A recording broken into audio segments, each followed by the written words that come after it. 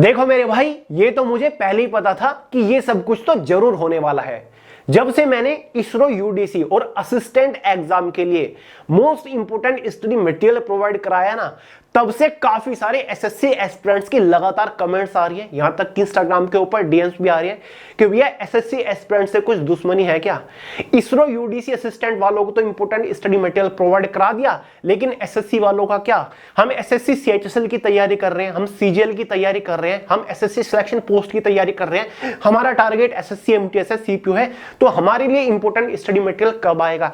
तो मेरे भाई चिंता मत करो, आज से शुरुआत हो चुकी है और आज की इस वीडियो में हम सिलेक्शन दिलाएंगे एसएससी स्टेनोग्राफर वालों को और मेरे भाई एसएससी सिलेक्शन पोस्ट वालों को, क्योंकि सबसे पहले इन्हीं का एग्जाम होने वाला है। सितंबर में आपका एग्जाम है। तो अगर आपको ऐसा लगता है ना कि यार एग्जाम सर पे आ चुका है, मेरी तो तैयारी ही नहीं है, टेंशन सारी की सारी मेरे ऊपर छोड़ दो।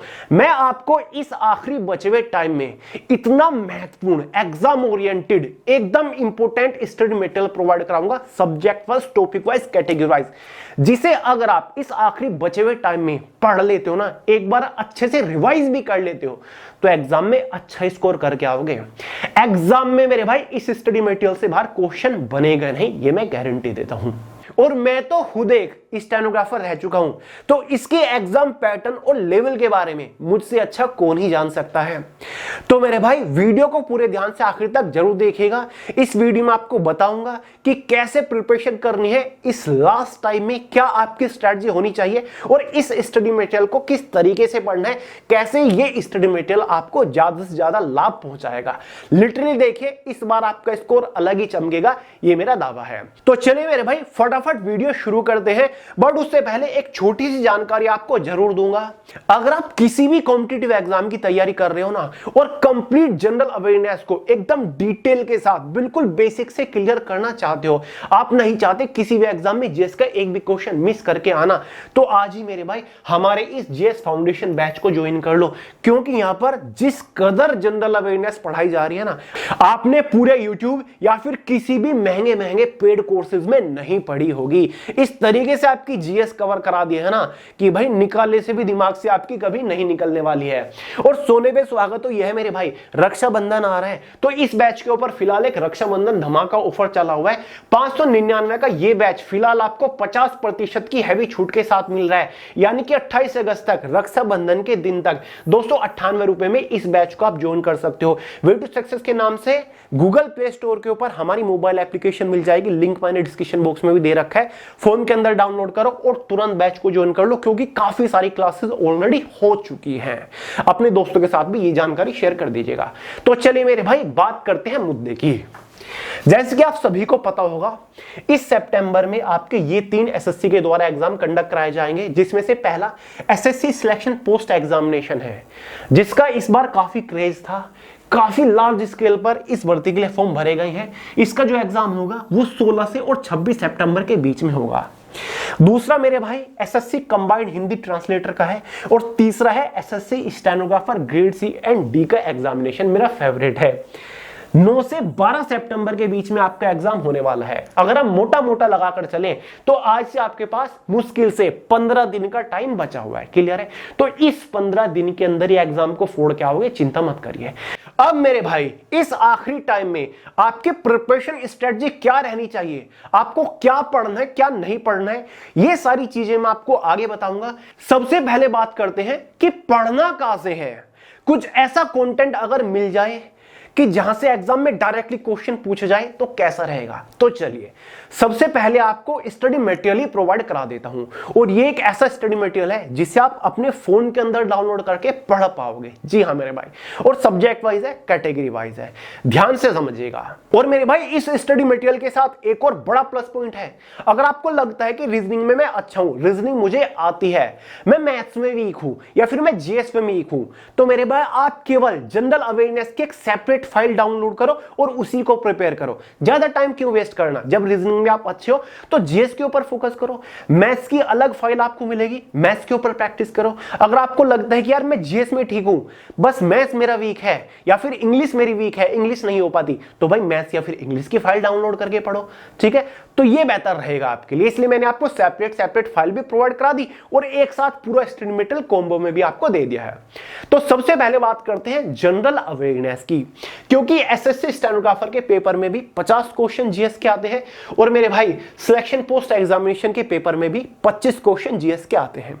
जीएस के लिए मैं आपको कई सारी अलग अलग स्टडी मटेरियल की फाइल दूंगा, सभी को आपको पढ़नी है, क्योंकि सबकी जो वैल्यू है वो अलग अलग है, यानी कि सबका महत्व अपने आप में अलग अलग है।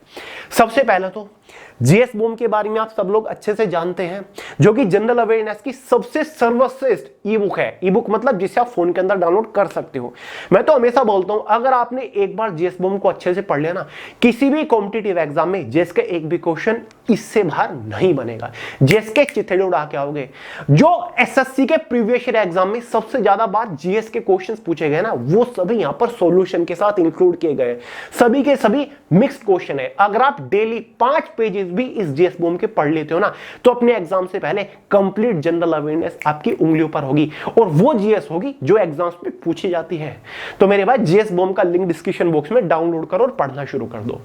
दूसरी चीज मेरे भाई, अगर आपको लगता है कि यार मेरा तो कुछ भी कवर नहीं है, मैं तो बिल्कुल जीरो हूं, मैं तो इस बार एग्जाम छोड़ रहा हूं, बिल्कुल मत छोड़िए। जीएस में ही आप अच्छा स्कोर करके आओगे।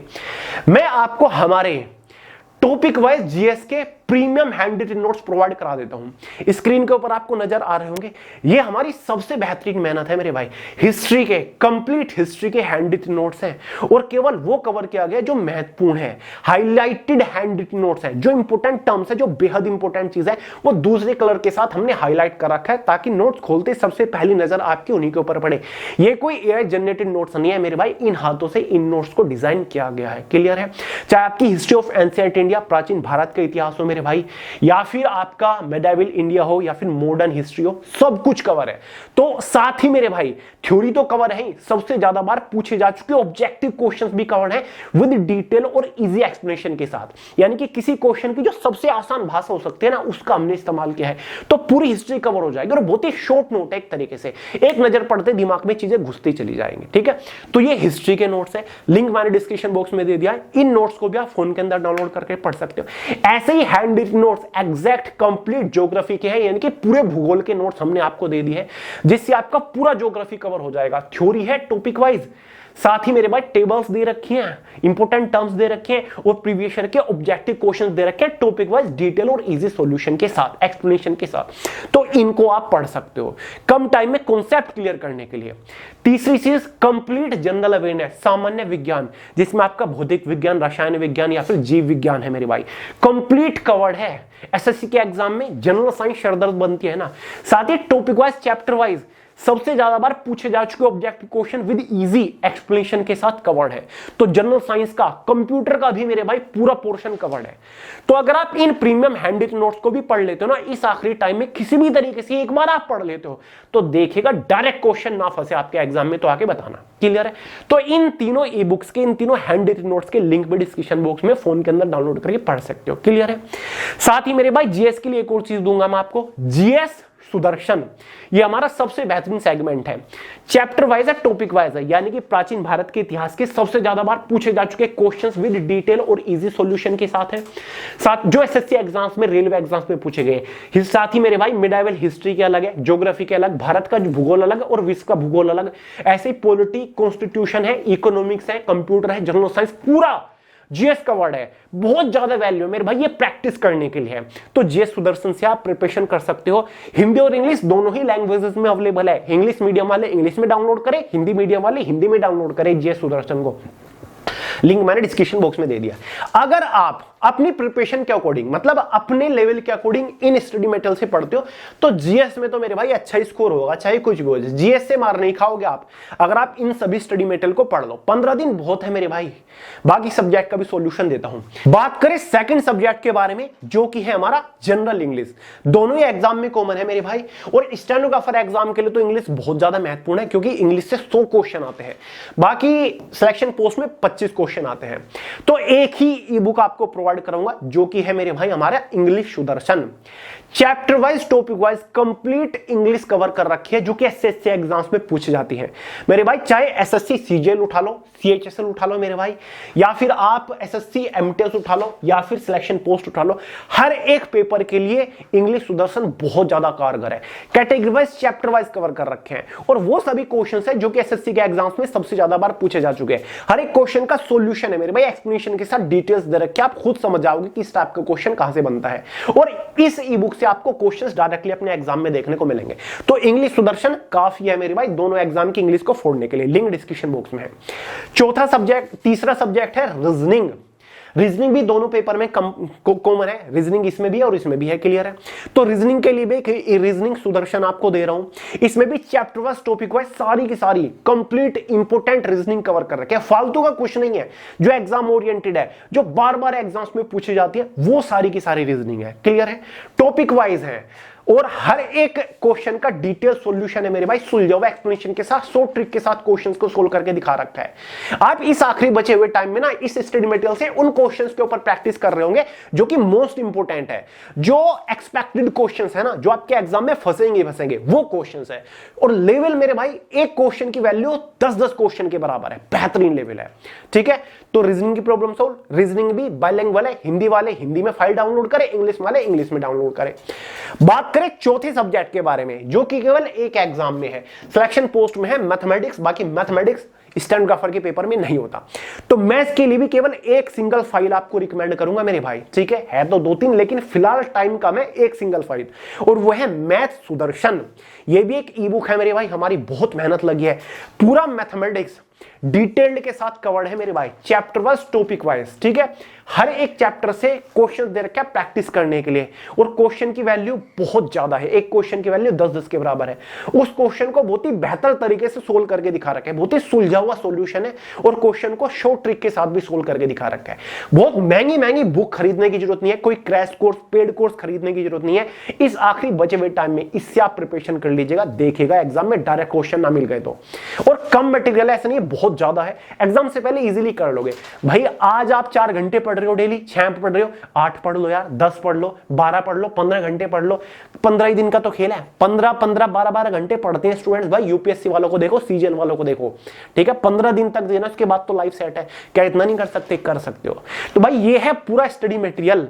एक और चीज बता दूं, अगर आप पूरा सुदर्शन जो चक्र है हमारा, जिसमें चारों सुदर्शन ई बुक आती है, मैथ्स, रीजनिंग, जीएस और इंग्लिश, उसको आप एक साथ कॉम्बो में भी डाउनलोड कर सकते हो। मोस्ट अफोर्डेबल है, अगर आप कॉम्बो में डाउनलोड करोगे तो आपको और आसान पड़ जाएगा, और ज्यादा अफोर्डेबल। कुछ हमने इसके ऊपर डिस्काउंट लगा रखे जो कॉम्बो में डाउनलोड करता है, ठीक है। सेपरेट फाइल भी आप ले सकते हो, सभी के सेपरेट लिंक्स भी डिस्क्रिप्शन बॉक्स में है, और मेरे भाई कॉम्बो के लिंक्स भी डिस्क्रिप्शन बॉक्स में है।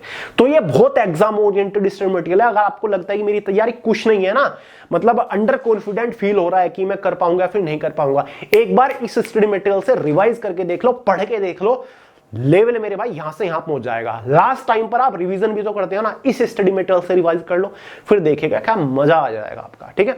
अब बात करते हैं प्रिपरेशन कैसे करनी है।